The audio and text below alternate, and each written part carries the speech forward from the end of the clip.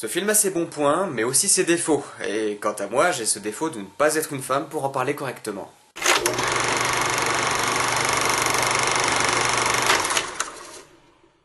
Scandale ou Bombshell en VO réalisé par Jay Roach raconte la fameuse affaire de harcèlement sexuel qui a éclaté au sein de la chaîne républicaine et conservatrice Fox News en 2016, et on suit le parcours de 3 femmes journalistes qui décident de briser la loi du silence pour dénoncer les agissements de leur patron, Roger Ailes. Il est compliqué pour moi de critiquer ce film sur son message car je suis tout simplement incapable de me projeter dans ce que pourrait ressentir une femme dans une situation telle que le harcèlement sexuel et plus généralement le sexisme ordinaire dans une société orchestrée très majoritairement par des hommes. Et là j'ai déjà 3 commentaires de gros misogynes qui me diront que c'est pour vrai. Je serais donc très mal placé pour donner mon avis dessus, mais le fait est que c'est un message que j'encourage totalement et je trouve qu'il a parfaitement sa place dans un biopic tel que celui-ci. Je ne pourrais donc me concentrer sur ce que propose le film en lui-même, en tant que film. Et en tant que film, c'est pas mal.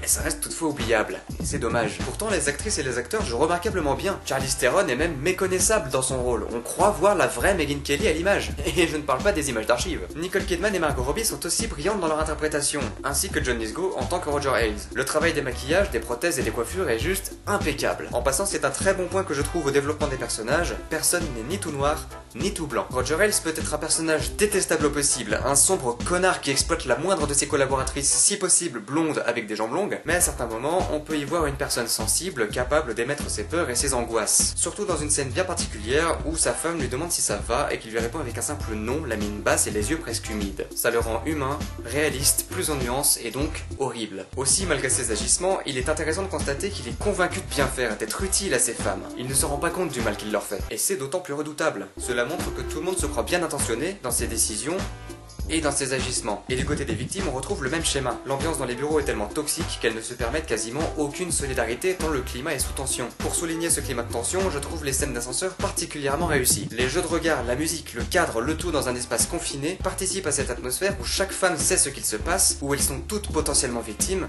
mais elles ne disent rien et c'est assez lourd de sens. Mais c'est un des rares moments où le film finit par ralentir un peu la cadence au milieu d'un tout au rythme trop rapide. Malgré tout, malgré la brillante performance de son casting, Scandale souffre de faiblesse d'écriture, notamment dans sa première partie où il hésite à s'engager ou dans un pamphlet anti-Trump ou dans un réquisitoire contre le patriarcat. Au final, il vacille entre les deux et on doit attendre presque 1 heure avant de recentrer l'intrigue sur le combat des journalistes. C'est un peu leur biopic quand même. Autre défaut que je note également, c'est cette envie de briser le 4e mur qui freine le récit et qui ne sert au final pas à grand chose. Alors parfois ça passe bien, par exemple lorsqu'il s'agit de décrire le fonctionnement des locaux de Fox News, mais à d'autres moments l'effet ne marche pas du tout, notamment pour expliquer une réaction qui pourrait très bien rester visuelle. Donc voilà, le film est sympa, très intéressant à voir au moins une fois et à réfléchir sur le sujet, mais sans plus pour moi. Alors, si je devais rajouter mon avis, en tant que mec, j'ai peur que le film ne fasse que l'effet d'un pétard mouillé, notamment à cause du mouvement #MeToo qui demeure encore trop récent dans des esprits beaucoup trop étriqués pour se remettre en question. Voilà pour ce qui est de mon avis sur Scandale de Jay Roach. Je vous invite bien évidemment à me donner votre avis dans les commentaires, et particulièrement si vous êtes une femme, je serais très curieux de connaître votre ressenti vis-à-vis de ce film. On se retrouve la prochaine fois pour une nouvelle critique, c'était Jérémy Ster, banalement vôtre,